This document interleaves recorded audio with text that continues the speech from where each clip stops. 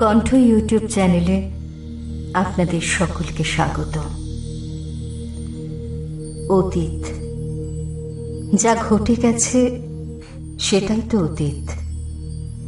বলা হয় সময় স্রোতে যা একবার ভেসে গেছে কালের নিয়মে তা আর ফিরতে পারে না। সে নাকি এক অসম্ভব ব্যাপার। কিন্তু সত্যিই কি অতীত পিছিয়ে থাকে? যদি সেই অতীত থেকে যায় এই বর্তমানে, যদি সেই অতীত শত শত বছর পার করে থেকে যায় এই বর্তমানে তার কোনো এক প্রতিজ্ঞা পালনের জন্য, আর আমাদের এই পরিচিত বর্তমান যদি গিয়ে পড়ে সেই অতীতের একেবারে সামনে, তাহলে কি হবে? তাহলে অপরিচিত অতীতকে কি মেনে নিতে পারবো আমরা? তার রূপ কি সহ্য করতে পারবো? আজ এমনই একটা ঘটনা নিয়ে আমাদের নিবেদন।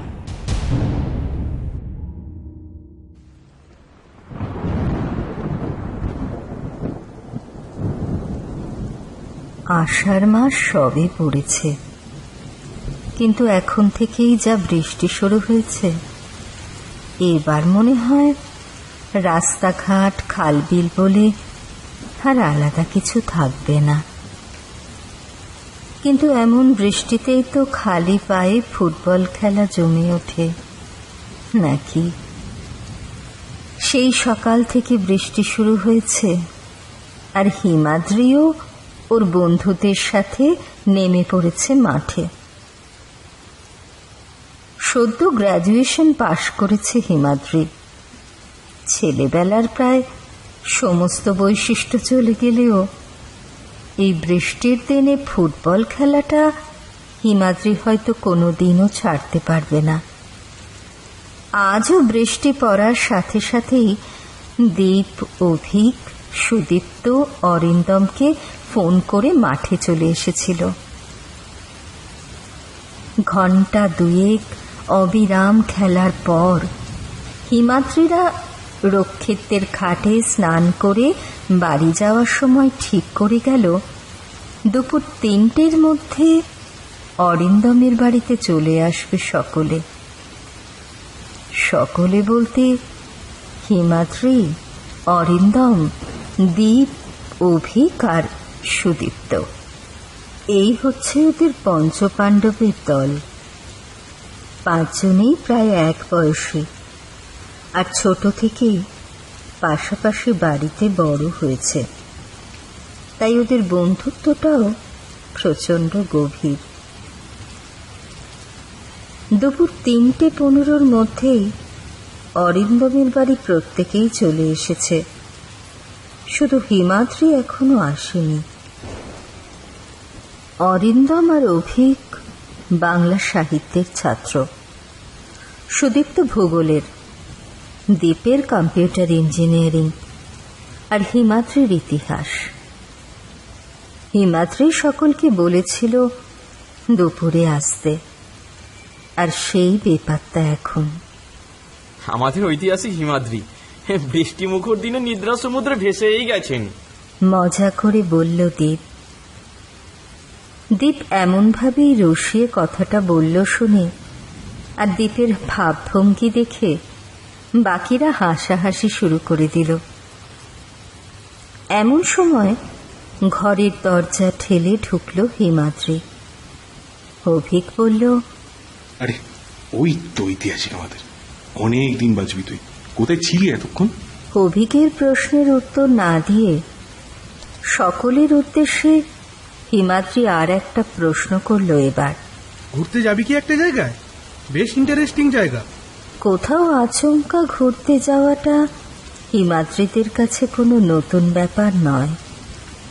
5 জনের মধ্যে যেই কেউ নতুন কোনো ইন্টারেস্টিং জায়গার খোঁজ পায়, সঙ্গে সঙ্গে সেই জায়গার উদ্দেশ্যে রওনা দেয় এই পঞ্চপাণ্ডবের দল। দীপ বলল, এতক্ষণ ধরে এই জায়গাটা আবিষ্কার করলি, তাই তো? অভিক বলল, সে যাই, তুই আগে জায়গাটার নাম বল, আর কি ইন্টারেস্টিং আছে ওই জায়গাটা? মাটিতে বসে পড়ে এবার বেশ গুছিয়েই বলতে শুরু করলো হিমাদ্রি। জায়গাটা বীরভূমে। মুরারাই স্টেশন থেকে 30 মাইলের মতো দূরে একটা গ্রাম আছে, নাম টগরা। গ্রামটা এমনি সাধারণ, আর 5টা গ্রামের মতো আছে বলতে বিশাল সর্ষে ক্ষেত, একটা প্রায় 600 বছরের পুরনো পরিত্যক্ত রাজবাড়ি, আর এই পর্যন্ত বলে কেমন যেন সংকোচে চুপ করে গেল হিমাদ্রি। হিমাদ্রির সংকোচের ভাবটা মনে হয় ওর চোখে মুখের ভাবে বোঝা যাচ্ছিল। তাই অরিন্দম বলল, কি এত ভাবছিস বলতো? বলে ফেল যা ভাবছিস। অরিন্দমের কথায় একটু আশ্বস্ত হয়ে আবার শুরু করল হিমাদ্রি। আর একটা মাঠ আছে, বেশ বড়। মাঠটার নাম বড় অদ্ভুত, বুঝলি? রক্ত ভৈরবীর মাঠ। আজ কণ্ঠের নিবেদন লেখক সাগর ঘোষের কলমে, রক্ত ভৈরবীর মাঠ।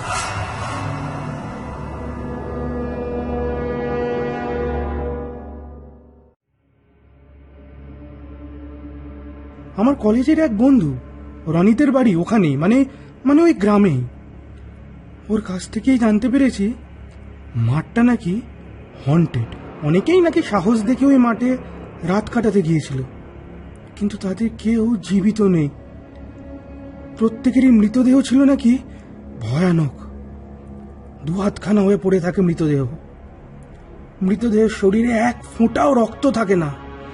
দেখলে মনে হয় কেউ যেন সুকৌশলে শরীর থেকে সব রক্ত বের করে নিয়েছে। মৃতদেহে থাকে অজস্র ক্ষত, যেন কোনো বন্য জন্তু শিকার করে খুবলে খেয়েছে শরীর। আর কাটা মুন্ডুর চোখ দুটো দেখলে মনে হয় যেন পিচ গলিয়ে দিয়েছে কেউ। একের পর এক বহু মানুষের মৃত্যু মাঠে হওয়ার পর গ্রামের লোকেরাই নাকি মাঠটা বেড়া দিয়ে ঘিরে দেয়, আর কাউকে যেতেও দেয় না ওপারে, মানে ওই মাঠের বেড়ার ওপারে আর কি। শুধুমাত্র টগরা গ্রামে কোন এক ব্রহ্মচারী পরিবার আছে। সেই পরিবারের প্রধান নাম ভবানী শঙ্কর ব্রহ্মচারী। উনি নাকি ওই মাঠে যাতায়াত করেন। মাঠের শেষ প্রান্তে আছে এক বহু পুরনো মন্দির, ভৈরবী দেবীর। এই ভবানী শঙ্কর ব্রহ্মচারী হলেন ওই মন্দিরেরই পুরোহিত। এই যে ব্রহ্মচারী পরিবার, এদের ইতিহাসও প্রায় 600 বছরের মতো পুরনো। রনিতের কাছ থেকে যদ্দূর জানতে পেরেছি, এই পরিবারও নাকি বেশ অদ্ভুত। গ্রামের প্রত্যেকেই এই পরিবারের বিশেষ শ্রদ্ধা করে, কিন্তু গ্রামের কেউই এই পরিবারের কারোর সাথে কথা বলে না। আর উল্টো দিকে ব্রহ্মচারী পরিবারও গ্রামবাসীর সাথে কথা বলে না।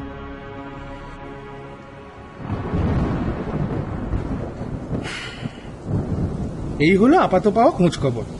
এবার তোরা বল, কি বলছিস? ঘুরে আসা হবে কি?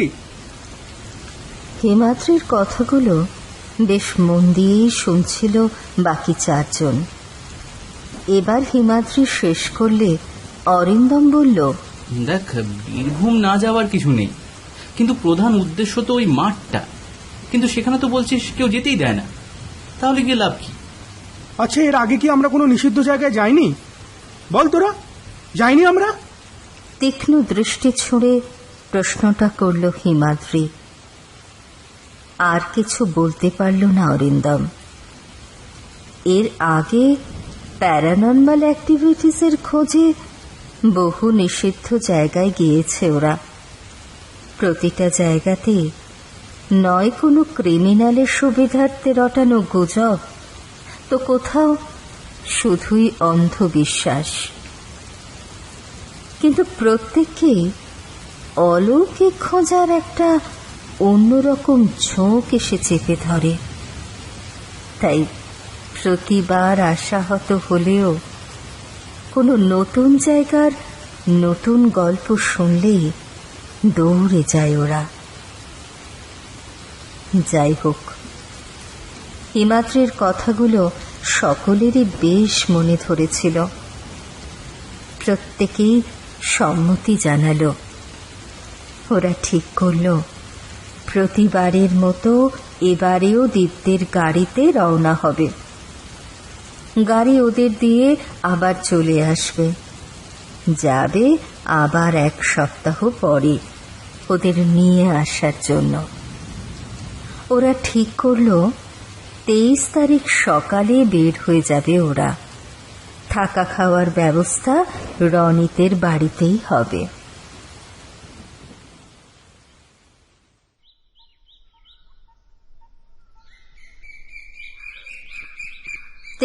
জুন, ঘড়িতে ঠিক দুপুর 2টো। এই একটু আগেই গাড়ি থেকে নেমেছে হিমাদ্রিরা। এখন রনিতের সাথে গ্রামের ভিতর দিয়ে হাঁটতে হাঁটতে ওরা যাচ্ছে রনিতের বাড়ি। সত্যি অলৌকিক কিছু না পেলেও টগরা গ্রামে আসা ব্যর্থ হবে না। পল্লীগ্রামের এমন শোভা ওদের প্রত্যেককেই মুগ্ধ করছিল। রাঙামাটির পথটা ওদের সকলকে অদ্ভুত হাতছানি দিয়ে যেন ডাকছে। নীল আকাশের নিচে সদ্য আসা বর্ষার বৃষ্টিমাখা সবুজ মাঠ ওদের মনে একটা স্বর্গীয় শান্তি এনে দিচ্ছিল। মুগ্ধ হয়ে ওরা অনুভব করছিল পল্লী বাংলার স্নিগ্ধ বৃষ্টির জলে ভেজা প্রকৃতির সৌন্দর্যকে। এবার একটু চাপা স্বরে হিমাদ্রি বাকি সকলের উদ্দেশ্যে বলল, প্রত্যেকে শোন, আমরা এখানে কি করতে এসেছি সেটা কিন্তু কোনোভাবেই প্রকাশ করা যাবে না। রনিত পুরো ব্যাপারটাই জানে, আর ও আমাদেরই দলে। এবারে প্ল্যানটা শোন। প্রতিবারের মতো এবারও প্রথম 6 দিন আমরা ঘুরব। ঠিক 6 নম্বর দিন রাতে যাব মাঠটায়, সারা রাত কাটিয়ে পরের দিন ভোরে আবার ফিরে আসব। রনিত এবারে বলল, হ্যাঁ, কোনো চিন্তা নেই। রাতে বের হওয়া সুবিধার জন্যে শোয়ার ব্যবস্থা আমি আমাদের বাড়ির বাইরে একটা বাগান বাড়িতে করেছি। বাগান বাড়ি থেকে মাঠের দূরত্ব খুব বেশি না। অভিক বলল, ব্যাস, তাহলে তো আর কোনো কথাই নেই। দীপ এবার রনিতকে জিজ্ঞাসা করল, আচ্ছা রনিত, হিমাদ্রির কাছে শুনলাম এখানে কোনো ব্রহ্মচারী পরিবারের শুধু একজনই এই মাঠে আসা যাওয়া করেন এবং বেঁচেও আছেন, কিন্তু বাকিদের বেলায় মৃত্যু আসে, এমনটা কেন? এটা আমারও প্রশ্ন জানিস, কিন্তু উত্তরটা আমিও জানি না। তবে ঠাকুরদার কাছে শুনেছি জানিস, এই পরিবারের কোনো এক পূর্বপুরুষ ছিলেন তৎকালীন ঐতিহ্যপূর্ণ বাংলা তন্ত্র সাধনের অন্যতম এক সাধক। নাম ছিল ত্রিলোকেশ্বর। তিনি নাকি ওই মাঠের শেষে থাকা ভৈরবীর মন্দিরটা প্রতিষ্ঠা করেন। জানিস, ওই মন্দিরের দেবীর পুজো পদ্ধতি নাকি কারো জানা নেই, আর বংশানুক্রমিক ভাবে শুধুমাত্র ওই পরিবারের লোকেরাই পুজো পদ্ধতি জানে, আর ওরাই পুজো করতে পারে জানিস। আর গ্রামের লোকেদের মতে ওই মাঠে জানিস একটা পিশাচ থাকে, সেই প্রহরী ওই মন্দিরে। সেই পিশাচ নাকি ব্রহ্মচারী পরিবারের লোকজন ছাড়া অন্য লোক গেলে তাকে নৃশংসভাবে হত্যা করে, আর ওই ব্রহ্মচারী বাড়ির লোকেরা বেঁচে থাকে ওই পিশাচকে নিয়ন্ত্রণ করার ক্ষমতার জোরে।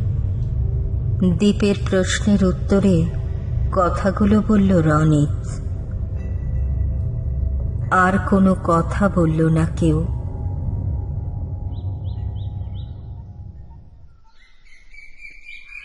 গ্রাম্য প্রকৃতিকে উপভোগ করতে করতে গ্রামের আঁকা বাঁকা পথ ধরে হেঁটে যাচ্ছিল ওরা 6 জন। কিছুটা যাওয়ার পর একটা পুরনো পরিত্যক্ত বিশাল রাজবাড়ির সামনে এসে দাঁড়ালো ওরা। বাড়িটাকে দেখিয়ে রনিত বলল, এই হিমাদ্রি, এই হলো রায়বাড়ি, প্রায় 600 বছরের পুরনো। জানিস, যতদূর জানতে পেরেছি বেশ প্রতাপশালী পরিবার ছিল এই রায়বাড়ি। প্রচুর অর্থ সম্পত্তির মালিক ছিল এরা। জানিস, একদিন এক ভয়ঙ্কর ডাকাত দল হানা দেয় বাড়িতে, সব সম্পত্তি সোনা গয়না লুট করে নেয়, আর যাবার আগে সবাইকে নৃশংসভাবে খুন করে যায়। ফলেই রায়বাড়ির পতন। জানিস, গ্রামের লোকেরা বলে অনেক অপঘাতে মৃত্যু, তাই কিছু অতৃপ্ত আত্মা নাকি বাড়িতে আছে। প্রত্যেকে ভালো করে দেখল বাড়িটাকে। ভাঙা ফাটা শ্যাওলাধরা দেওয়ালগুলোর ওপর ভর দিয়ে যা হোক করে মাথা উঁচু করে দাঁড়িয়ে আছে বাড়িটা অতীতের শত শত ঘটনাকে নিজের মধ্যে আঁকড়ে ধরে। অভিক হেসে বলল, আরে বাহ, আরে একসাথে দুটো হন্টেড স্পট, ভালোই হলো। তবে রনি, এক রাত এখানেও কাটানো হবে তো? অবশ্যই থাকা হবে বই কি, যেদিন ইচ্ছা আমায় বল। আরে আমিও তো থাকবো তোদের সঙ্গে নাকি।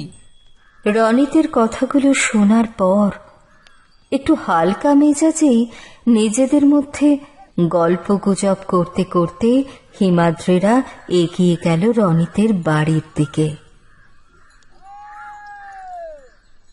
রনিতের বাড়িতে পৌঁছে খাওয়া দাওয়া সেরে ওদের জন্য ব্যবস্থা করে রাখা বাগান বাড়িতে শুয়ে গল্প করছিল হিমাদ্রিরা। ছিল না শুধু রনিত। ঘড়িতে বিকেল 5:10 মতো বাজে। এমন সময় ঘরে এসে ঢুকলো রনিত। বলল, হিমাদ্রি চল তোদের একটা জায়গা দেখে আনি। রনিতের কথা শুনে প্রত্যেকেই উঠে পড়ল বিছানা ছেড়ে। রনিতের বাগান বাড়ির ঠিক পিছনেই আমবাগানের ভিতর দিয়ে একটা রাস্তা চলে গেছে। রনিত সেই রাস্তা দিয়েই নিয়ে চলল ওদের। কিছুক্ষণ যাওয়ার পর হিমাদ্রি দেখল রনিতের বাড়ি আসার সময় যে পুরো বাড়িটা পড়েছিল তার সামনে এসে উঠল ওরা। এবারে রনিত ওদের নিয়ে চলল রাজবাড়ির পাশ দিয়ে আর একটা রাস্তা, সেখান দিয়ে। এই রাস্তারই উল্টো দিকের রাস্তাটা চলে যায় গ্রামের দিকে। যে রাস্তা দিয়ে হিমাদ্রিরা হাঁটছে সেটা দেখলেই বোঝা যায় যে রাস্তাটা বিশেষ ব্যবহার হয় না। লম্বা লম্বা ঘাস আর বুনো লতানে গাছে ভরা রাস্তাটা। রাস্তায় হাঁটতে হাঁটতে বহুবার হিমাদ্রিরা রনিতের কাছে জানতে চেয়েছে কোথায় যাচ্ছে তারা, কিন্তু প্রতিবারই রনিত জানিয়েছে, আরে অপেক্ষা কর না, একটু পরেই তো দেখতে পাবি। কিছুক্ষণ যাওয়ার পর একটা বিশাল মাঠের সামনে এসে দাঁড়ালো ওরা। মাছ না বলে বাদা বলাই শ্রেয় হবে। ধু ধু করছে বিশাল বাদা, কোথাও কিচ্ছু নেই। শুধু বাদার একদম মাঝখানে বেশ লম্বাটে কিছুটা জায়গায় বাউন্ডারির মতো সারি দিয়ে দাঁড়িয়ে আছে বেশ কতগুলো গাছ। এবারে ওই বৃহৎ মরুভূমির মধ্যে একটা মরুভূমির দিকে আঙুল দেখিয়ে রনিত বলল, ওইটা দেখ সবাই, ওই যে বড় বড় গাছের বেড়া, ওর মাঝখানেই আছে রক্ত ভৈরবীর মাঠ। অনেক দূর থেকে দেখছিস বলে ছোট দেখাচ্ছে, আসলে মাঠটা বেশ বড়। মাঠের একদম শেষ প্রান্তে আছে দেবী রক্ত ভৈরবীর মন্দির, গাছের জন্য দেখা যাচ্ছে না। কথাটা শুনে অরিন্দম বলল, তাহলে একবার এক্ষুনি দেখে আসা যাক না, আর কেউ তো কোথাও নেই। কথাটা শুনেই রনিত তীব্র আপত্তি জানালো। নিজের রেস্ট ওয়াচটা দেখল রনিত। প্রায় সন্ধে 6:30। রনিত বলল, না, ভবানী শঙ্কর ব্রহ্মচারী অর্থাৎ এই মন্দিরের বর্তমান পূজারী এক্ষুনি আসবেন সন্ধ্যারতি করতে। আমাদের দেখে ফেললেই সব প্ল্যান মাঠে মারা যাবে। যেমন প্ল্যান হয়েছে তেমনই কাজ করতে হবে। রনিতের কথাই শুনল প্রত্যেকে। বেরিয়ে এলো সেখান থেকে। ফেরার পথে রাজবাড়ির ঠিক সামনে হিমাদ্রিরা দেখল একজন বৃদ্ধ আসছেন। পরনে কাপালিকের মতো লাল টকটকে বস্ত্র, মানুষটার শরীরে এক অদ্ভুত দৈবিক তেজ ফেটে পড়ছে। ফর্সা গায়ের রং, কাঁচায় পাকায় ঘন চুল এসে পড়ছে লোকটির কাঁধের ওপর। টিকালো নাক, ফর্সা কপালে লম্বা করে আঁকা তিল সিঁদুরের টিকা, আর সব শেষে লোকটির চোখের দিকে তাকালেই কেমন যেন অদ্ভুত ভয় হয় মনের মধ্যে। লোকটি সোজা চলে গেল সেই রক্তভৈরবীর মাঠের দিকে। লোকটা চলে যাওয়ার পর বাড়ি ফেরার রাস্তায় রনিত বলল, যে লোকটিকে দেখলি উনি ভবানী শঙ্কর ব্রহ্মচারী, মন্দিরের বর্তমান পুরোহিত। দীপ কথাটা শোনা মাত্র বলল, আচ্ছা, ওনার পিছনে যাওয়াই যাক না। কি পুজো করেন দেখা যাবে। না, এ ভুল কখনো করিস না। সত্যি লোকটার কাছে কোনো অলৌকিক ক্ষমতা আছে। জানিস, মন্দিরের চৌহদ্দির মধ্যে কেউ গেলেই উনি অদ্ভুত ভাবে জানতে পারেন। আরে বাস, এ তো একেবারে সিকিউরিটি অ্যালার্ম। মজা করে হাসতে হাসতে বলল অভিক। আবার শুরু হলো হাসি ঠাট্টা মজা। প্রত্যেকে হাসাহাসি করতে করতে বাগান বাড়ির দিকে ফিরতে লাগলো।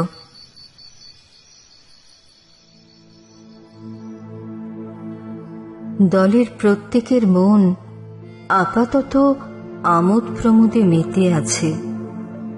শুধু হিমাদ্রির মনের মধ্যে কেমন যেন একটা আশঙ্কা আস্তে আস্তে আতঙ্কের জাল বুনছে। হিমাদ্রিও দলের বাকিদের সাথে হাসি ঠাট্টা করতে চাইছে, কিন্তু সেই কোনো অতীত প্রাকৃতিক মহাপ্রলয়ের আশঙ্কা চেপে ধরছে তাকে। ব্যাপারটা শুরু হয়েছে মাঠটার কাছাকাছি দেখতে যাওয়ার ঠিক পর থেকে। বুকের ধুকপুকুনিটা বেশ অনেকটা বেড়ে গিয়েছিল। ব্যাপারটা আরও বেড়েছে ভবানী শঙ্কর ব্রহ্মচারীর সাথে দেখা হওয়ার পর। কি তীব্র দৃষ্টি লোকটার! হিমাদ্রির দিকেই তো তাকিয়েছিল, তখন চোখে চোখ পড়ে যায় ওর। তখন থেকে এখনো পর্যন্ত হিমাদ্রির বারবার ওই তীব্র দৃষ্টিটা মনে পড়ছে, আর থেকে থেকে কেঁপে উঠছে ওর বুকের ভিতরটা। কেন এমনটা হচ্ছে আকাশ পাতাল ভেবেও কোনো কুল পেল না হিমাদ্রি। বাড়িতে ফিরেও গল্প গুজবের মধ্যে সময় কাটিয়েও হিমাদ্রির মনের আশঙ্কিত ভাবটা কাটছিল না। হিমাদ্রি একবার ভাবল ব্যাপারটা সবাইকে বলবে, কিন্তু তারপর সে ভাবল ব্যাপারটা বললে সবাই যদি তাকে ভীতু বলে, হাসাহাসি করে, আর সব থেকে বড় কথা, ওই তো সকলকে এই জায়গায় আসার কথা প্রথমে বলেছিল, আর ওই এমন ভয় পাবে। এমনিতে হিমাদ্রি বেশ সাহসী। ও নিজের মনকে বোঝালো এসব কিছুই নয়। নিজের মনেই কথাটা চেপে গেল হিমাদ্রি।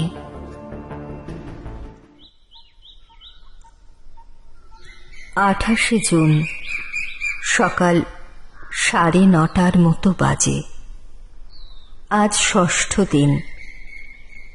হিমাদ্রিরা মূলত যে কারণে এখানে এসেছিল, অর্থাৎ অতিপ্রাকৃতিকের খোঁজে, আজ তার প্রথম স্পটে যাওয়ার দিন। প্রত্যেকের মধ্যেই একটা ভয়ঙ্কর উত্তেজনার ছাপ পরিষ্কার। এই কদিনে হিমাদ্রিও আশঙ্কার ভাবটা কিছুটা কাটিয়ে ফেলেছে। পূর্ব নির্ধারিত প্ল্যান অনুযায়ী রনিতের সাথে হিমাদ্রিরা কুস্তে ছাটা জলের বালতি নিয়ে চলল রাজবাড়ির যে ঘরটাতে থাকবে সেই ঘরটা পরিষ্কার করতে। বর্ষার সময় গতকাল রাতে বেশ বৃষ্টি হয়েছিল। আমবাগানের ভেতর দিয়ে যাওয়ার সময় কাদা জলে প্যাচপ্যাচে মাটির রাস্তায় হাঁটতে হাঁটতে হিমাদ্রি বলল, ভাইরা, এমন সময় একটু ফুটবল খেলতে পারলে হেব্বি হতো। কথাটা রেশ কাটবার আগেই আবার শুরু হলো বৃষ্টি। টিকটিক করে পড়তে থাকা বৃষ্টির মধ্যেই হিমাদ্রিরা গিয়ে পৌঁছল রাজবাড়ির কাছে। রাজবাড়ির চারিদিকে বেশ বড় পাঁচিল। রাজবাড়ির সামনে প্রকাণ্ড ভাঙা চোরা লোহার একটা গেট। গেটের সামনে পৌঁছে রনিত বলল, সামনের দিক দিয়ে লাভ নেই, জঙ্গল বড্ড বেশি। পিছনের দিকে পাঁচিলে একটা বড় ফাটল আছে, আর জঙ্গলও কম। চল সবে ওই দিক দিয়ে চল। বাড়ির পিছনের দিকের পাঁচিলের ভাঙা জায়গা দিয়ে ভিতরে ঢুকে জঙ্গল পার করে হিমাদ্রিরা ঢুকল রাজবাড়ির মধ্যে। রাজবাড়ির ভেতরের দেয়ালগুলো জায়গায় জায়গায় ফাটল ধরে আছে। শ্যাওলা ঝুল কালি মাখা দেওয়ালগুলো পরিষ্কার জানান দিচ্ছে তার প্রাচীনত্বের। কোনো এককালে আভিজাত্যের শীর্ষ সীমায় থাকা বাড়িটা এখন শুধুমাত্র একটা ভাঙা বাড়ি ছাড়া আর কিছুই নয়। বাড়িটার ভিতরে দেখতে দেখতে এইসব মুশকুল হয়ে ভাবছিল হিমাদ্রি। সম্বিত ফিরে এলো অরিন্দমের কথায়। ভাবতে পারছি হিমাদ্রি, এই রাজবাড়ি অদূর অতীতে কোনো একদিন ভেসে গিয়েছিল রক্তে। যাকে সামনে পেয়েছিল তাকেই টুকরো টুকরো করেছিল ডাকাতেরা। ভাবলেই কিরকম লাগছে। কথাটা শুনে সেই দিনটার কথা কল্পনা করতে চাইল হিমাদ্রি। শিউরে উঠল ওর সারাটা শরীর। হিমাদ্রির মুখ থেকে শুধু বেরিয়ে এলো, সত্যি? রনিতের ডাক শুনে হিমাদ্রি আর অরিন্দম গেল সেই দিকে। রাত কাটানোর মতো ঘর সে খুঁজে পেয়েছে, তাই ডাকাডাকি করছে। হিমাদ্রি আর অরিন্দম গিয়ে পৌঁছল রনিতের খুঁজে পাওয়া ঘরটায়। অরিন্দম বাকিরা কোথায় জানতে চাইলে রনিত বলল, তারা গেছে ঝাঁটা বালতি আর কার্বলিক অ্যাসিড নিয়ে আসতে। ভূত না থাক, সাপের ভয় অবশ্যই আছে এখানে।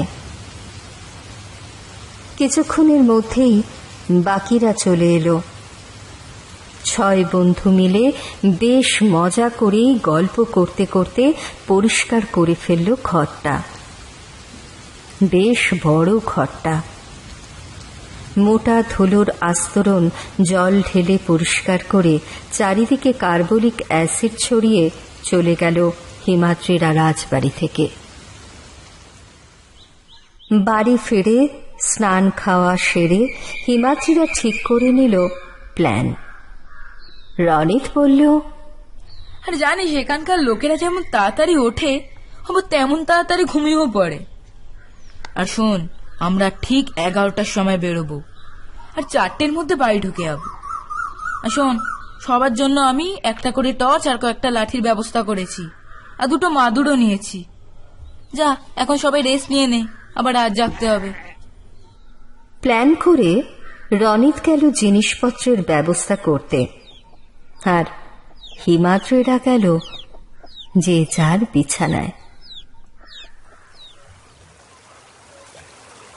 ঘড়ির কাঁটা জানান দিচ্ছে রাত ঠিক 11:30। চুপিসারে বাগান বাড়ি থেকে বেরিয়ে নিজেদের টর্চ জ্বালালো হিমাদ্রিরা। টিপ টিপ করে বৃষ্টি পড়ছে। আমবাগানের মধ্যে নিঃশব্দ রাতে শুধুমাত্র শোনা যাচ্ছে ব্যাঙ আর ঝিঝি পোকার ডাক, আর হিমাদ্রিদের হেঁটে চলার শব্দ। কিছুক্ষণের মধ্যেই রাজবাড়ির পেছনের ভাঙা পাঁচিলের সামনে এসে পৌঁছালো ওরা।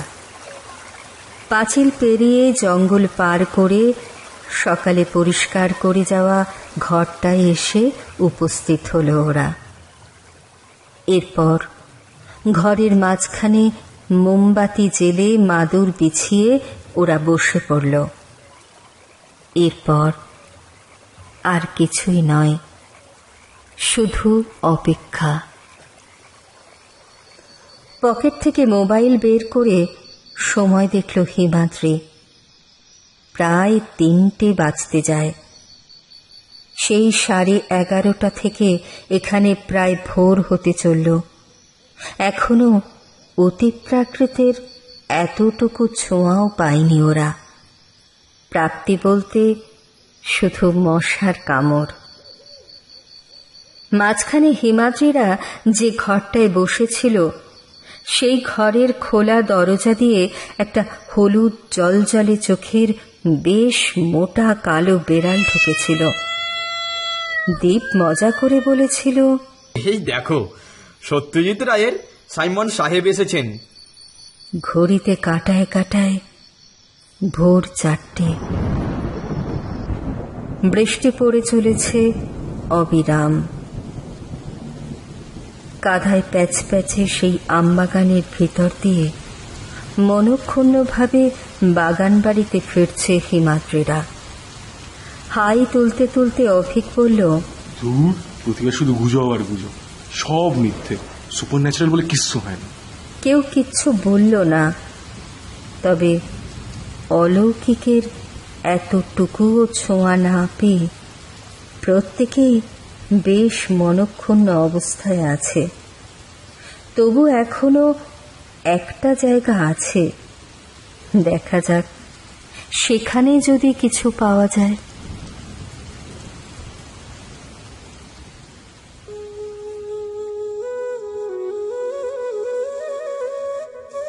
ভোরে বাগান বাড়িতে ঢুকতে কোনো সমস্যা হয়নি হিমাদ্রিদের। বাগান বাড়িতে ফিরে মাদুর আর টর্চ ঘরের এক কোণে রেখে প্রত্যেকে সেই যে ঘুমিয়েছে, উঠেছে প্রায় বেলা 1টায়। জলখাবারের জন্য বহুবার ডাক এসেছে, তবে হিমাদ্রিদের ঘুম ভাঙেনি। ঘুম থেকে উঠে প্রত্যেকেই স্নান করে দুপুরের খাওয়া সেরে নেয়।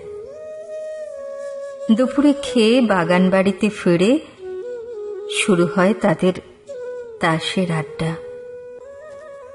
প্ল্যান করার কিছুই নেই, প্ল্যান তৈরি আছে। রাত 11টায় বের হয়ে ভোর 4টের মধ্যে ফেরা। রাজবাড়িতে অলৌকিকের সন্ধান যাত্রা ব্যর্থ হওয়ার ব্যাপারটা তাদের আড্ডা আর হাসি ঠাট্টা বেমালুম ভুলিয়ে দিল ওদের।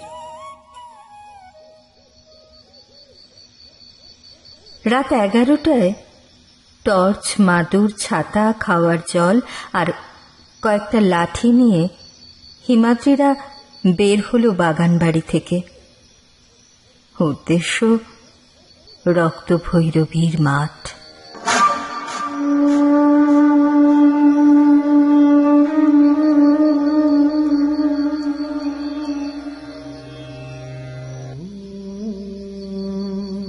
উত্তেজনা, আগ্রহ সবই ঠিক আছে, কিন্তু হিমাদ্রির আবার একটু চিন্তা।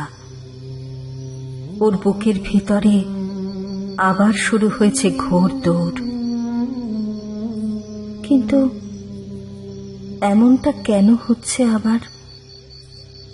কই, কাল রাজবাড়িতে যাওয়ার সময়ও তো সে যথেষ্ট উত্তেজিত ছিল, তখন তো হয়নি এমন, তবে আজ কেন হচ্ছে? কোনো উত্তর পায় না হিমাদ্রি।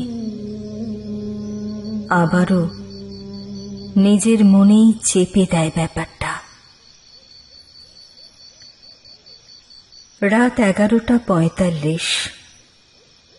হিমাদ্রিরা সবে মাত্র এসে পৌঁছেছে মাঠটায়।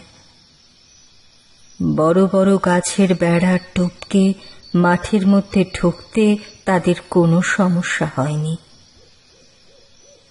আজ বেলার পর আর বৃষ্টি হয়নি, আকাশও একদম পরিষ্কার। কিন্তু তাতে আর লাভ কি? রাতের কালো অন্ধকার কাটানোর জন্য চাঁদের আলোটা আজ নেই। ঘোর অমাবস্যা আজ। যাই হোক, টর্চের আলোতেই মাঠের ভেতরটা ভালো করে দেখল ওরা। আপাতত মন্দিরও ফাঁকা, তাই সেটাও ঘুরে দেখল। পুরোহিত ভবানী শঙ্কর ব্রহ্মচারীর নাকি দৈবিক ক্ষমতা আছে, তারও পরীক্ষা হয়ে যাবে। মাঠটা হিমাদ্রিদের স্কুল মাঠের থেকে একটু বড়।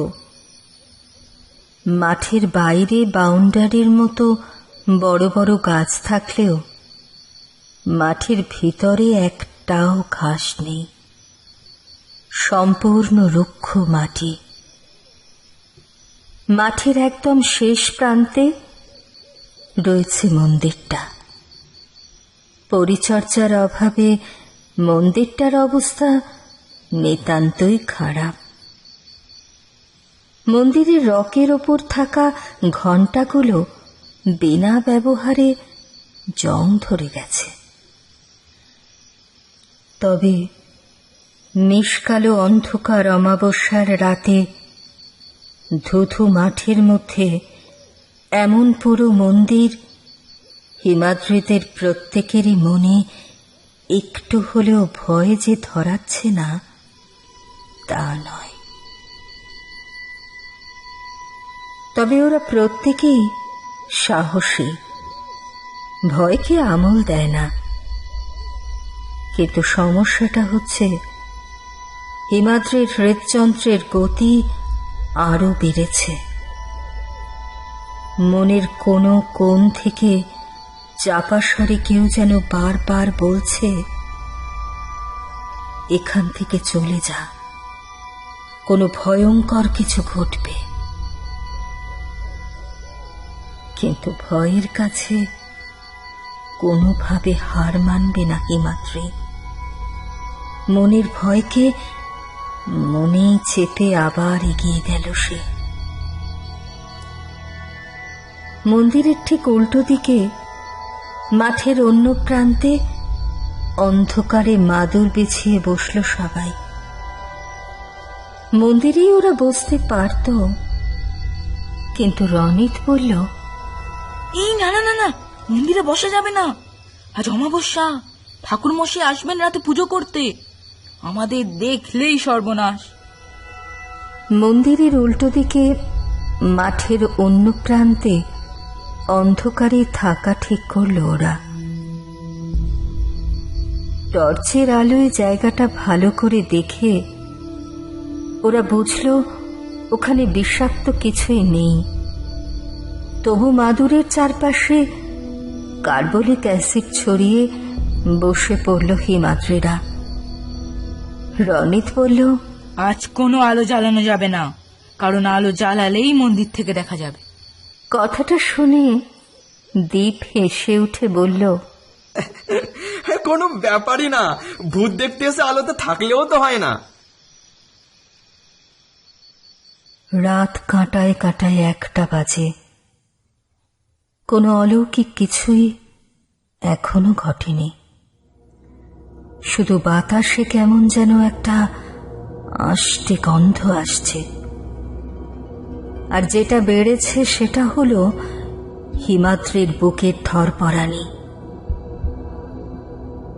এছাড়া আরো একটা ব্যাপার বড় অদ্ভুত। যে ঝিঝির শব্দ অন্যদিন কান মাথা ঝালাপালা করে দেয়, আজ এখানে তাদের কোনো শব্দই নেই। রাত এখন প্রায় 1:15। এই 15 মিনিটেই বেশ কিছু পরিবর্তন হয়েছে মাঠের আবহাওয়ায়।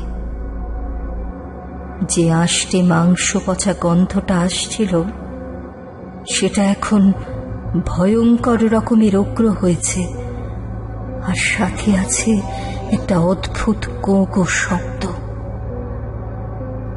কিসের শব্দ ওটা? ক্রমশ পচা গন্ধের সাথে পাল্লা দিয়ে বাড়ছে শব্দটাও। ওরা যে 6 জন বসেছিল মাঠে, ইতিমধ্যে উঠে দাঁড়িয়েছে প্রত্যেকেই।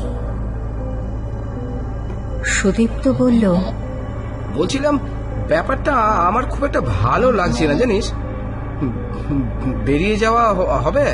কেউ মুখে কিছু না বললেও আবভাবে পরিষ্কার বুঝিয়ে দিল যে সুদীপ্তর কথার সাথে তারা একমত। গাছের বাউন্ডারি থেকে কিছুটা দূরেই বসেছিল হিমাদ্রিরা। জিনিসপত্র গুটিয়ে নিয়ে সবে মাত্র ওরা বেরোবে বলে তৈরি হয়েছে, এমন সময় 1000টা বজ্রপাত একসাথে পড়ার মতো শব্দ হলো। ছিটকে সোজা হয়ে দাঁড়ালো প্রত্যেকে। শব্দটা এসেছে মাঠের যে প্রান্তে তারা বসেছিল, ঠিক সেই দিক থেকে। প্রত্যেকের গা এবার গলিয়ে উঠল অসহ্য পচা গন্ধে। কিন্তু তার থেকেও বেশি যা দেখে ওদের রক্ত হিম হয়ে গেছে, সেটা ওদের ঠিক পিছনে কিছু দূরে দাঁড়িয়ে আছে। নিষ্কালো অমাবস্যার রাতেও সেই প্রাণীটার শরীর থেকে গলে গলে পড়া পচা মাংস, কুচকুচে কালো শরীরটার পরনে থাকা লাল রক্ত বস্ত্র, কপালের মোটা ললাটিকা, মুখ থেকে বেরিয়ে থাকা লকলকে লাল জিভটা, আর কোটরে ঢোকা দপদপ করে জ্বলতে থাকা চোখ দুটো পরিষ্কার দেখতে পেল হিমাদ্রিরা। প্রাণীটার শরীর থেকে একটা অদ্ভুত লালচে আভা বেরোচ্ছে। তাতেই সবটা দেখা যাচ্ছে সেই মৃত্যুদূতকে। পালানোর মতো অবস্থাও হিমাদ্রিদের এখন নেই। সেই ভয়ঙ্কর, নোংরা, জঘন্য সাক্ষাৎ মৃত্যুদূতকে দেখে তাদের সর্বাঙ্গ একেবারে বরফ হয়ে গেছে। বিকট বুক কাঁপানো একটা চিৎকার করে এবার এগিয়ে আসতে থাকলো সেই প্রাণীটা হিমাদ্রিদের দিকে। এইবার প্রাণ ভয়ে পাগলের মতো দিকবিদিক জ্ঞান শূন্য হয়ে দৌড়তে লাগলো তারা। কে যে কোন দিকে দৌড়ে গেছে সেটা কেউ জানে না। হিমাদ্রি দৌড়েছে মন্দিরের দিকে। মন্দিরের সিঁড়িতে সবেমাত্র পা রেখেছে, পিছন থেকে আওয়াজটা পেল সে। কেউ যেন পড়ে গেল। পেছন ঘুরে হিমাদ্রি দেখল মাটিতে হোঁচট খেয়ে পড়েছে সুদীপ্ত। হাঁটুর ওপর ভর দিয়ে উঠে দাঁড়াতে যাচ্ছে। ঠিক এই সময় যে নৃশংস দৃশ্যটা দেখল হিমাদ্রি, সেটা দেখে গলা ফাটিয়ে চিৎকার করতে চাইল সে, কিন্তু এতটুকু আওয়াজ বেরোল না। হিমাদ্রি দেখল সুদীপ্তর পিছনে আবার দেখা গেছে সেই লাল আভা। এরপর সুদীপ্ত সবে মাত্র উঠে দাঁড়াতে যাবে, লাল আভার মাঝে থাকা কালো গলা পচা দেহের প্রাণীটা একটা হাত দিয়ে ধরল সুদীপ্তর মাথাটা। তারপর মচ করে ঘুরিয়ে দিল শরীরটা উল্টো দিকে। এরপর সেই পিশাচ ছুঁড়ে ছুঁড়ে খেতে শুরু করলো সুদীপ্তর দেহটা। একটা সময় সুদীপ্তর কাটা ছেঁড়া দেহটা থেকে ছিঁড়ে বের করে আনলো হৃৎপিণ্ডটা। তারপর তার লকলকে জিভটা দিয়ে চাটতে শুরু করলো সেটা। আর সহ্য করতে পারল না হিমাদ্রি। অন্ধকারে হাতড়াতে হাতড়াতে গিয়ে মন্দিরের দরজা ঠেলে গিয়ে ঢুকলো মন্দিরের ঘরটার মধ্যে।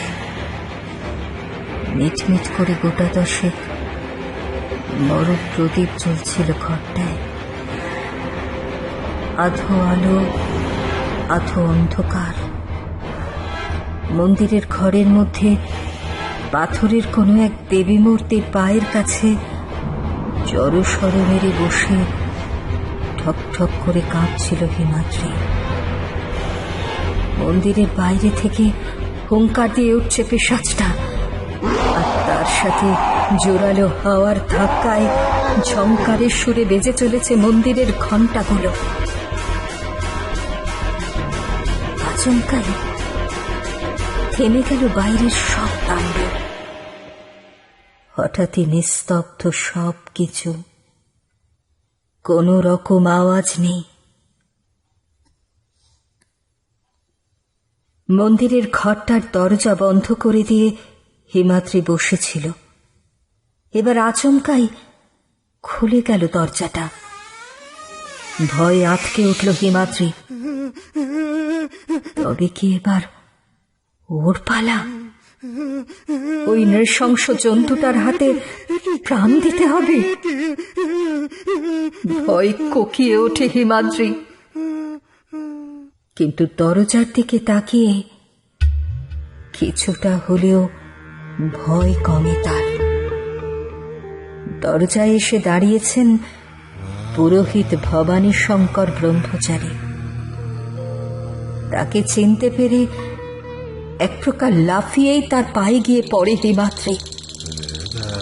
আতঙ্ক মাখানো গলায় বলে, ঠাকুর মশাই বাঁচান, ওই জন্তুটা বাঁচান, বাঁচান ঠাকুর মশাই, সবাইকে মেরে ফেলেছে, বাঁচান ঠাকুর মশাই, বাঁচান।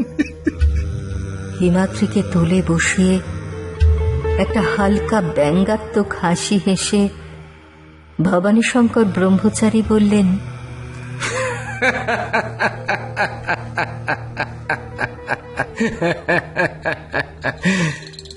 বিশ্বাস হয়েছে তবে?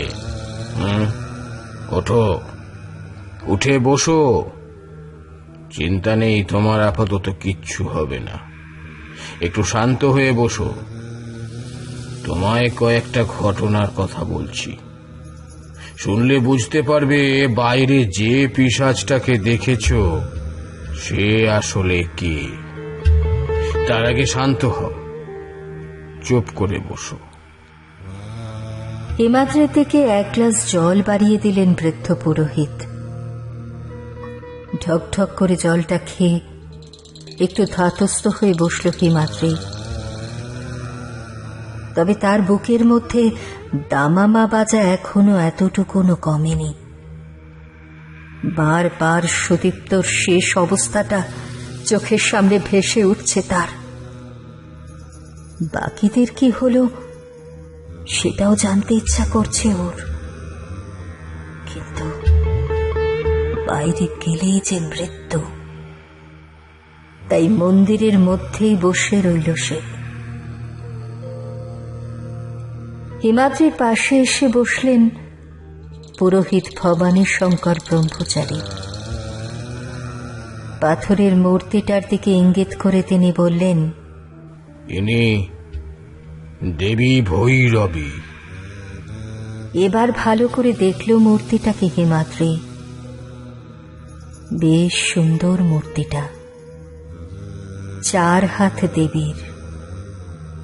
নিচের 2 হাতের একটিতে জপমালা, অন্যটিতে একটি বই।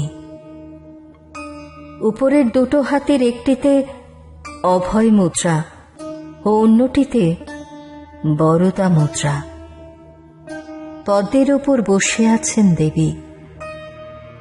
দেবীর মুখটাও অত্যন্ত শান্ত। তিনটি চোখ দেবীর, আর মাথার ওপর আছে একটা আধখানা চাঁদ, যেমনটা থাকে মহাদেবের মাথায়। ভবানী শঙ্কর ব্রহ্মচারী আবার শুরু করলেন। এই দেবী ভৈরবী হলেন দশ মহাবিদ্যার অধিষ্ঠাত্রী, পঞ্চম মহাবিদ্যা। দেবী ভৈরবী মহাবিশ্বে সংঘটিত পরিবর্তন সমূহ নিয়ন্ত্রণ করেন।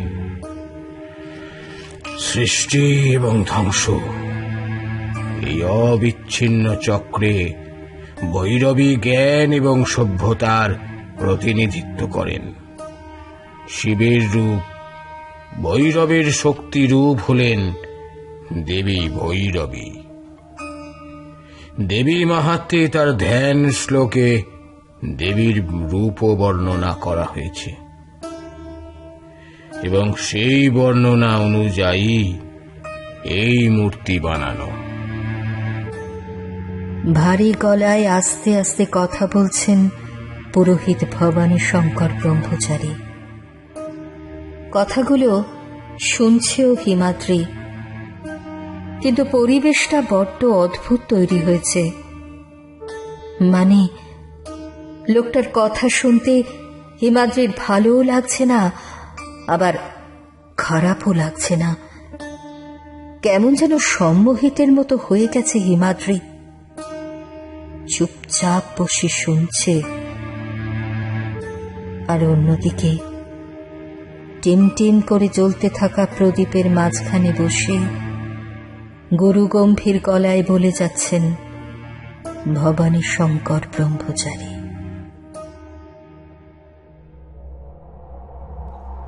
আজ থেকে প্রায় 600 বছর আগে তৎকালীন বাংলার সর্বশ্রেষ্ঠ অঘরী তান্ত্রিক ছিলেন ত্রৈলোকেশ্বর ব্রহ্মচারী। তিনি এই মন্দির প্রতিষ্ঠা করেন। টগরা গ্রামের প্রতিটা মানুষের সুরক্ষা প্রদান করে এসেছেন এই দেবী। এই গ্রামের রায় পরিবারের কর্তা ছিলেন অত্যন্ত প্রজাবৎসল। এক কথায় বেশ সুখে শান্তিতেই চলছিল টগরা গ্রাম। কিন্তু হঠাৎই একদিন ওলটপালট হয়ে গেল সবকিছু। এই দেবী ভৈরবীর আর এক ভয়ঙ্করী রূপ আছে, তার নাম কাল ভৈরবী। তান্ত্রিক মতে মহাভয়ঙ্করী এই দেবী।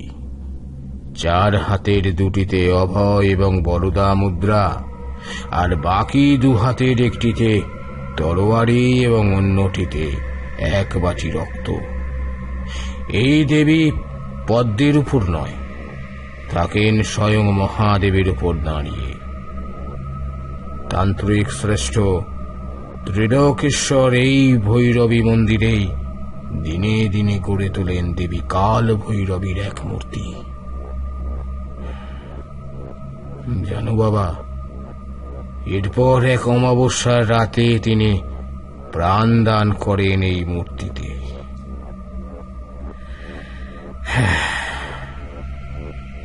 এর কিছুদিন পরেই ছিল রায়বাড়ির ছোট ছেলের বিয়ে। সেই বিয়ের দিন রাতে ডাকাত পড়ল রায়বাড়িতে। তৎকালীন সময়ে এই ডাকাত দল ছিল প্রতিটা অর্থবান লোকের কাছে একটা ত্রাস। বড় মোটেও ছিল না সেই দল, যেন দলের সদস্য সংখ্যা ছিল মাত্র 6 জন, কিন্তু দলের প্রত্যেকেই ছিল বিশেষভাবে তন্ত্রসিদ্ধ। এই কারণেই তাদের আটকানো সম্ভব হতো না।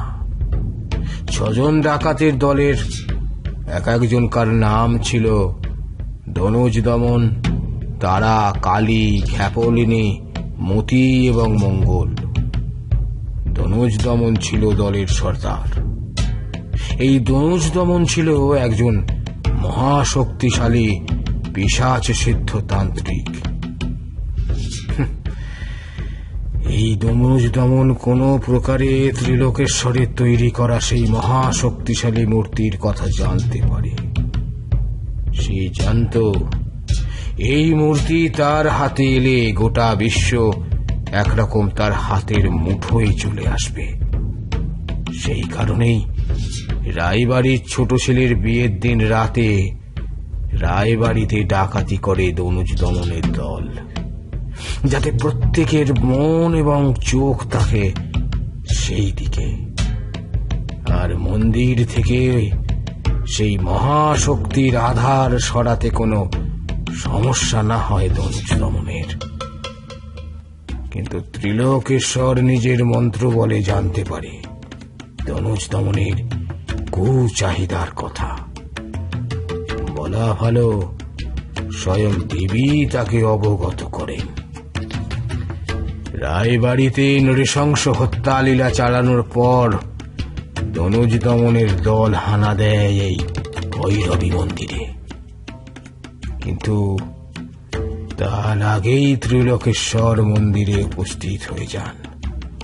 দনুজ দমনের দল মন্দিরে উপস্থিত হলে বিনা বাক্য ব্যয়ে ত্রিলোকেশ্বর আর ডাকাত দলের মধ্যে শুরু হয় এক অলৌকিক যুদ্ধ।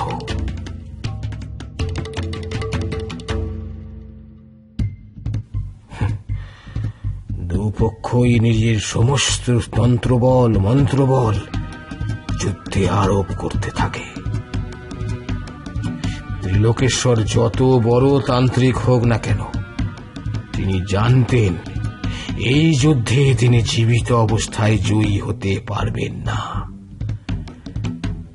তাই এবার তান্ত্রিক শ্রেষ্ঠ ত্রিলোকেশ্বর সেটাই করলেন যেটা তিনি শেষ অস্ত্র হিসাবে তুলে রেখেছিলেন। দেবী কাল ভৈরবীকে সাক্ষী করে দনুজ দমন ও তার দলকে অভিশাপ দিলেন তিনি।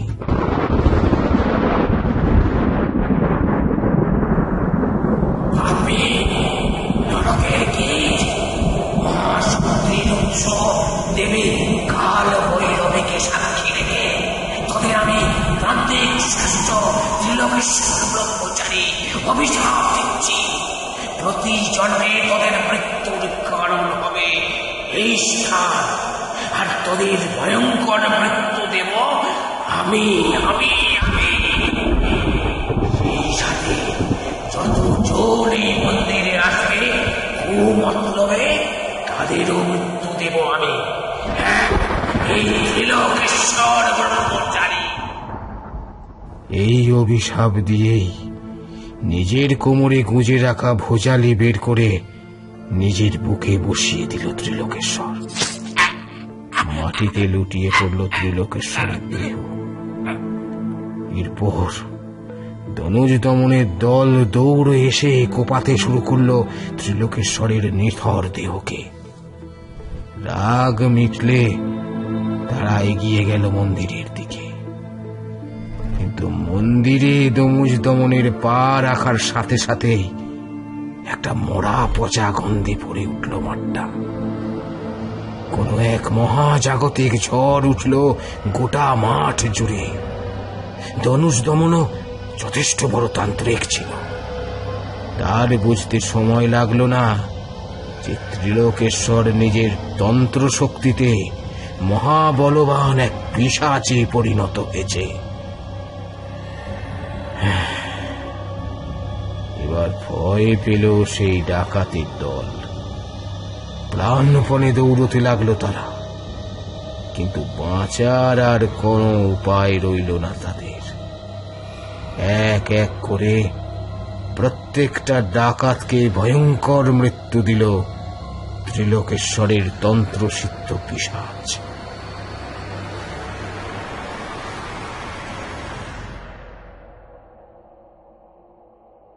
এক টানা এতটা বলে থামলেন ভবানীশঙ্কর ব্রহ্মচারী। হিমাদ্রিও বুঝতে পেরেছে যে বাইরের জানোয়ারটা কি এবং কে। কিন্তু যেটা সে বুঝতে পারছে না সেটা হলো ত্রিলোকেশ্বরের কথা অনুযায়ী প্রতি জন্মে ওই ডাকাতদের যে বা যারা কুমতলবে এখানে আসবে তাদের মৃত্যু দেবে সে। কিন্তু ওদের তো কোনো কুমতলব ছিল না, তবে কেন এমন ভাবে ভয়ঙ্কর মৃত্যু তাদের দিচ্ছে এই পিশাচ? কথাটা মনেই রেখে দেয় হিমাদ্রি, মুখে আর প্রকাশ করে না। নীরবতা ভাঙলেন ভবানী শঙ্কর ব্রহ্মচারী। বললেন, এসো এসো আমার সঙ্গে এসো। আবার সম্মোহিতের মতো ভবানী শঙ্কর ব্রহ্মচারীর পিছন পিছন চলল হিমাদ্রি। পাথরের দেবী মূর্তির পিছনে যে আরো একটা জায়গা আছে সেটাই প্রথমবার দেখল হিমাদ্রি। বড় পাথরের মূর্তির ঠিক পিছনেই আছে একটা ছোট কালো পাথরের দেবী মূর্তি। দেবী মূর্তির 4 হাত, উপরের 2 হাতে বরদা ও অভয় মুদ্রা, আর তলার 2 হাতে তরোয়াল আর একটা বাটি। বাটিটা থেকে কোনো তরল চুইয়ে পড়ছে। আলো আধারিতে বুঝতে পারল না হিমাদ্রি তরলটা আসলে কি। মূর্তির গলায় মুন্ডমালা, কিন্তু মূর্তির সামনে পাথরের থালায় ওগুলো কি? ঠিক দেখছে কি হিমাদ্রি? চোখ খসল নিজের, আবার দেখল। এবার আগের থেকেও বেশি ভয় পেল হিমাদ্রি। পাথরের রক্তপূর্ণ 6টা থালার 5টায় এক এক করে রাখা আছে রনিত, সুদীপ্ত, দীপ, অভিক আর অরিন্দমের কাটা মাথা। এবার সভয়ে পিছন ফিরল হিমাদ্রি। পিছনে সেই ভবানী শঙ্কর ব্রহ্মচারী আর নেই। এখন তার শরীরের বিভিন্ন জায়গা থেকে খসে খসে পড়ছে মাংস। ফর্সা শরীর বদলে যাচ্ছে সেই পিশাচের শরীরে, আর থক করে জ্বলে উঠল তার চোখ দুটো। ভারী খ্যাসখ্যাসে গলায় পিশাচটা বলল, এই জন্মেও তোদের মৃত্যু আমার হাতেই হলো। তনুজ দমন, চিনতে পারিস আমাকে? ত্রিলোকেশ্বর ব্রহ্মচারীকে?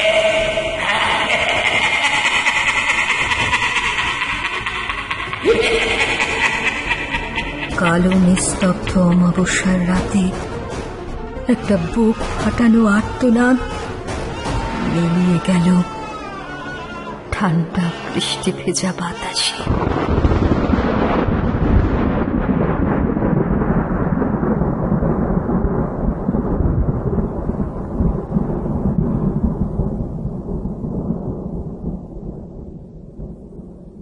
পুরো গল্পটা বলে এবার থামলেন বৃদ্ধা। তার চোখময় জল। তার দিকে অবাকভাবে চেয়ে বসে আছে 2জন কম বয়সী ছেলে। একজনের নাম রিজু আর একজনের রক্তিম। রিজুর বয়স 19 মতো আর রক্তিমের বয়স 16। রিজু আর রক্তিম 2 ভাই। রিজু পরে কলেজে আর রক্তিম এবারে মাধ্যমিক দেবে। রক্তিমের স্কুলের গরমের ছুটি পড়তে বহু বছর পরে তারা এসেছে মামার বাড়ি বেড়াতে। এর আগে তারা যখন এসেছিল তারা দুজনেই খুব ছোট, আর ছোট থেকেই হোস্টেলে বড় হওয়ায় তারাও আসতে পারেনি এখানে। রিজুরা গ্রামে এসেছে 2 দিন মতো হয়েছে, আর এসেই রিজু শুরু করে দিয়েছে তার এক্সপ্লোর করার কাজ। গ্রামের এ প্রান্ত থেকে ও প্রান্ত ছুটে বেরিয়েছে 2 দিন। রক্তিম তার দাদার মতো অত চঞ্চল নয়, সে একটু ধীর স্থির শান্ত স্বভাবের ছেলে, কিন্তু দাদার জোড়াজুড়িতে বাধ্য হয়েই তাকে সারাটা দিন ঘুরে বেড়াতে হয়েছে গোটা গ্রাম। আজও দুপুরে খেয়ে উঠেই কাঠফাটা রোদে তারা বেরিয়েছিল গ্রাম ঘুরতে। আগের দিন গ্রামের যে দিকটায় গিয়েছিল, আজ গিয়েছিল তার ঠিক উল্টো দিকে। গ্রামের একেবারে শেষ প্রান্তে এসে ওরা বিশাল বাদার মাঝখানে আয়তকার একটা জঙ্গল দেখতে পায়। জায়গাটা গ্রামের একেবারে শেষ প্রান্তে, তাই সেখানে যেতে যেতে বিকেল গড়িয়ে প্রায় সন্ধে নামতে চলেছিল। বেশিক্ষণ সেখানে দাঁড়ানোর সুযোগ পায়নি তারা। সুযোগ পেলে রিজু একবার নিশ্চয়ই গিয়ে দেখে আসতো জঙ্গলটা, কিন্তু সন্ধ্যা হয়ে আসায় রক্তিম বায়না ধরল বাড়ি ফিরবে, তাই ফিরতে বাধ্য হলো রিজুও। ভাইকে চটানো যাবে না, পার্টনার ইন ক্রাইম বলে কথা। কিন্তু ফিরে আসার সময়ও বারবার মুখ ঘুরিয়ে ঘুরিয়ে জঙ্গলটাকে দেখছিল রিজু। একটা অমুক টান অনুভব করছিল জঙ্গলটার ভিতর একবার যাওয়ার জন্য। কি আছে জঙ্গলটার মধ্যে? কেউ যায় না কেন ওখানে? এমনই অনেক প্রশ্ন নিয়েই বাড়ি ফিরছিল সে। রক্তিম দাদার হাবভাব খুব ভালো করে বোঝে। সে বুঝতে পারছিল জঙ্গলে যাওয়ার জন্য তার দাদার মন প্রচন্ডভাবে চঞ্চল হয়ে উঠেছে, কিন্তু সে কিচ্ছু বলল না। তারা ফিরে গেল বাড়িতে। এরপর বাড়িতে ফিরে দিদানের কাছে পুরো গল্পটা শুনে রক্তিমের বুকের ধুকপুকানি বেড়ে গেলেও রিজুর মনের ভাব কিন্তু সম্পূর্ণ অন্য হলো। জঙ্গলটায় ঢোকার জন্য তার ইচ্ছে শতগুণে বেড়ে গেল। যদিও দিদান এই ঘটনার কিছুই দেখেননি, কিন্তু কেমন করে তিনি সেই সব জানলেন তা জানতে চাইলে তিনি কাঁপা কাঁপা গলায় বলেন, এ মন মায়ের মন, সব জানতে পারে রে। পদার্থ বিজ্ঞানের ছাত্র রিজু। এসব অন্ধবিশ্বাস তার মনে কখনোই প্রভাব ফেলতে পারেনি, আর আজও পারল না। কিন্তু মামুর মৃত্যুর ব্যাপারটা বেশ কিছুটা ভাবিয়ে তুলল তাকে। সত্যি তার ভয়ঙ্কর মৃতদেহ নাকি পাওয়া গিয়েছিল ওই মাঠে, সাথে আরো 5 জনের। ওদের মামু আর কেউ নয়, গল্পে বলা রনিতি ওদের মামু। রিজু যতদূর জানে মামু ওর মতোই সাহসী আর বেপরোয়া গোছে ছিল। তারও অমন অবস্থা হয়েছিল জেনে কৌতূহলটা আরো অনেকটা বেড়ে গিয়েছিল রিজুর। সত্যি কি ওই জঙ্গলে শতাব্দী প্রাচীন সেই তান্ত্রিক এখনো পালন করে যাচ্ছে প্রতিজ্ঞা? জায়গাটায় গেলেই শরীর মন কেমন যেন ঝিমিয়ে পড়ে, মনে ভয়ের সঞ্চার হয়। তবে সত্যি কি ওখানে কোনো অশরীরের উপস্থিতি আছে? না, আর কৌতূহল ধরে রাখতে পারল না রিজু। মনস্থির করে ফেলল পরের দিনই সে যাবে ওই জঙ্গলে। তবে এবারে আর ভাইকে সে সাথে নেবে না, তাতে সমস্যা বাড়বে। এখানকার লোকজনদের মধ্যে জায়গাটা নিয়ে একটা প্রচন্ড ভয় আছে, সেটা রিজু লক্ষ্য করেছে। সেই জন্যই ওদিকে কাউকে যেতে দেয় না গ্রামের লোক। তাই সকালে যাওয়া যাবে না। আজ যেমন সময় গিয়েছিল তেমন সময়তেই যেতে হবে।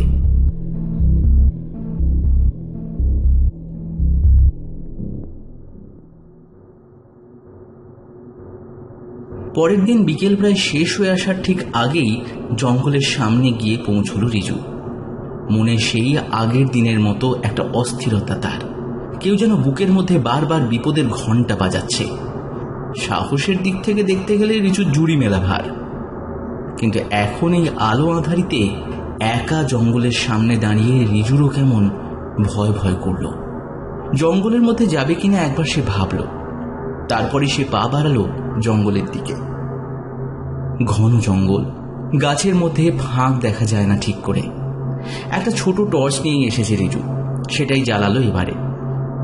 অন্ধকার বেশ ঘনিয়েছে, চারিদিক একেবারে নিঝুম। ধীরে ধীরে এগিয়ে গেল রিজু।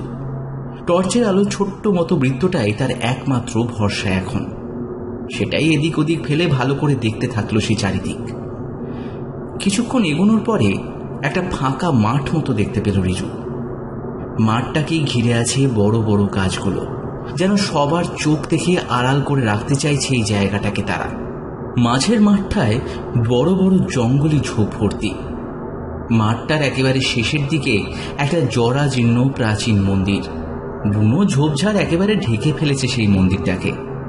দিদানের বলা পুরো বর্ণনাটা হুবহু মিলে যাচ্ছে দেখে আর মন্দিরটার কাছে যাওয়ার মতো সাহস পেল না রিজু।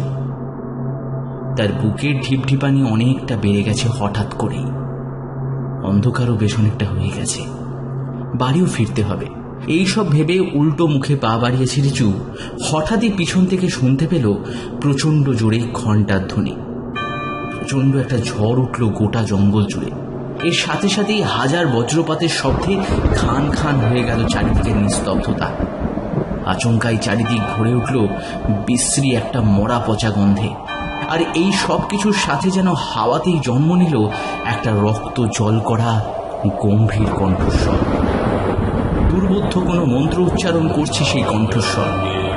রিজুর মনে হলো তার পা দুটো যেন কংক্রিটের মতো জমে গেছে, তার হৃৎপিণ্ড যেন এক্ষুনি বেরিয়ে আসবে তার মুখ দিয়ে।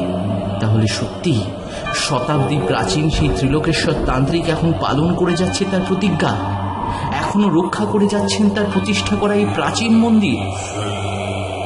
হঠাৎই মন্ত্রপাঠ বন্ধ হলো, তার জায়গায় শুরু হলো কান ফাটানো অট্টহাসি। প্রচন্ড শব্দ করে খুলে গেল মন্দিরের প্রাচীন দ্বার। আষ্টে পচা গন্ধটা যেন বেড়ে উঠল শতগুণ। আর এক মুহূর্ত সেখানে দাঁড়াতে পারল না রিজু। মনের সকল সাহস আর শরীরের সমস্ত শক্তি একত্র করে দৌড় লাগালো সে। মাঝে বেশ কয়েকবার হোঁচট খেয়ে পড়লেও উঠে আবার দৌড়তে থাকে সে। জঙ্গল থেকে বেরোনোর আগে পর্যন্ত রিজুর দম প্রায় বন্ধ হয়ে আসছিল মরা পচা গন্ধটায়। আর কান ফাটানো হাসি যেন ক্রমে এগিয়ে আসছিল তার দিকে। প্রাণপণে দৌড়ে জঙ্গল থেকে বেরিয়ে একেবারে বাড়ির সামনে গিয়ে থামে রিজু। বাড়ির ভিতর ঢুকেই ধপ করে মাটিতে পড়ে অজ্ঞান হয়ে যায় সে।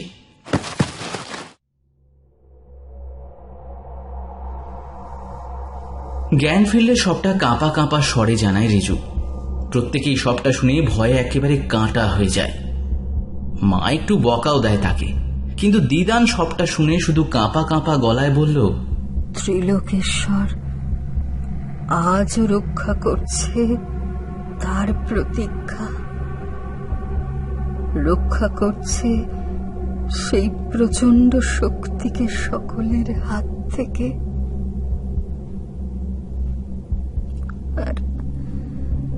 আর দাদুভাইকে কেন বকাবকি করছিস? ওর কি দোষ বলতো? ও যে দেবী রক্ত ভৈরবীর মাঠ, রক্ত ছাড়া যে তার চলে না। দাদুভাইকেও ওই ডেকেছিল, যেমনটা করে আমার বাবুটাকে নিয়ে গিয়েছিল। কথাগুলো বলতে বলতেই ঝরঝর করে কেঁদে ফেললেন দিদা। মামু মারা যাওয়ার পর থেকেই নাকি দিদানের মাথার সমস্যা দেখা দিয়েছিল। রাতে স্বপ্নের কিসব দেখতেন, আর থেকে থেকেই নাকি চিৎকার করে উঠতেন। জিজ্ঞাসা করলে বলতেন, আমি স্বপ্নে দেখলাম ও বাবুকে মেরে ফেলছে, ছিঁড়ে কাটছে ওর মাংস ছিঁড়ে কাটছে। এবারেও সবাই এটা দিদানের মস্তিষ্ক বিভ্রান্তি ভাবল, কিন্তু শুধুমাত্র রিজুই জানল দিদান ভুল কিছুই বলেননি। তবে সে আর কিছু বলল না, হাতটা চোখের উপর দিয়ে চুপচাপ শুয়ে রইল।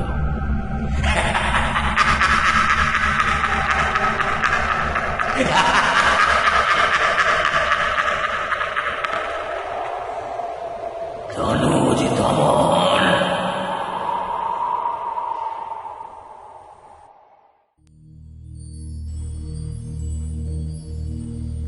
শুনছিলেন লেখক সাগর ঘোষের কলমে রক্ত ভৈরবীর মাঠ।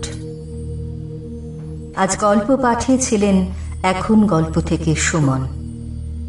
বিভিন্ন চরিত্রে পিয়ালি, সুমন, সৌরভ, অনুরাগ, সায়ন্তন, মিডনাইট ফ্যান্টাসি থেকে সৌরভ এবং গৌতম।